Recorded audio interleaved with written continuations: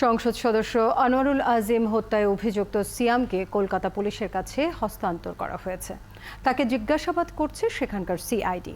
এদিকে দুদিনের রিমান্ড শেষে আরেক আসামি জিহাদকে বারাসাত আদালতে নেওয়া হয়েছে।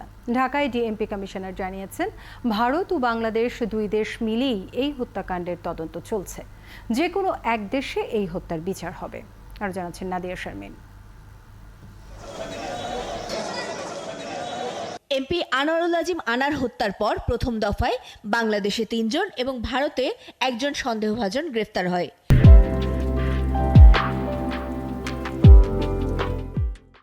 এরপর খবর আসে আনারের লাশ গুম ও কলকাতার ফ্ল্যাটের দায়িত্বে থাকার অভিযোগ আসা সিয়াম নেপালে গ্রেফতার হয়েছে।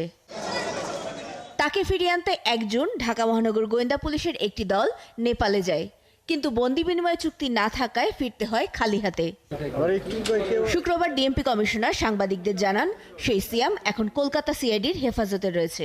কলকাতা সিআইডি তারা সেটি তদন্ত করছে এবং তাদের কাছেও একজন আসামি রয়েছে, দুইজন, একজন তারা নেপাল থেকে নিয়েছে এবং তারা আগে একজন অ্যারেস্ট করেছিল। আমাদের কাছেও আছে, তারা তদন্ত করছে, আমরাও তদন্ত করছি, তারাও তদন্ত করছে। আর মামলার বিচার নিয়ে ডিএমপি কমিশনার বলেন, কোন দেশে বিচার হবে তা তদন্তেরই এক পর্যায়ে ঠিক হবে।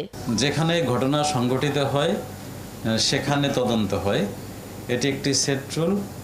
কিন্তু আমাদের বাংলাদেশের আইনেও আছে যে বিদেশে যদি কোনো অপরাধ কেউ করে থাকে সেক্ষেত্রে সেই অপরাধীকে আমরা বাংলাদেশে এনে বিচার করতে পারি এবং এক পর্যায়ে আমরা সিদ্ধান্ত নিয়ে যে কোনো একটি জায়গায় এই বিচারটি হতে পারে। এদিকে 2 দিনের রিমান্ড শেষে শুক্রবার কলকাতার বারাসাত আদালতে তোলা হয় আনারের লাশ টুকরো করায় অভিযুক্ত জিহাদকে। সিআইডি হেফাজতে থাকাকালীন অসংখ্য তথ্য প্রমাণ এসছে সিআইডির হাতে, যেগুলো এই কেসের ক্ষেত্রে খুবই একটা অগ্রগণ্য ভূমিকা পালন করবে বিচারের সময়। এর আগে বৃহস্পতিবার রাতে ঝিনাইদহের আদর্শপাড়া এলাকা থেকে শিমুল ভুইয়ার নিকটাত্মীয় কাজী কামাল আহমেদ বাবু নামে আরেকজনকে আটক করে ডিবি। আটক কামাল ঝিনাইদহ জেলা আওয়ামী লীগের ত্রাণ ও সমাজ কল্যাণ বিষয়ক সম্পাদক। নাদিয়া শারমিন, ৭১, ঢাকা।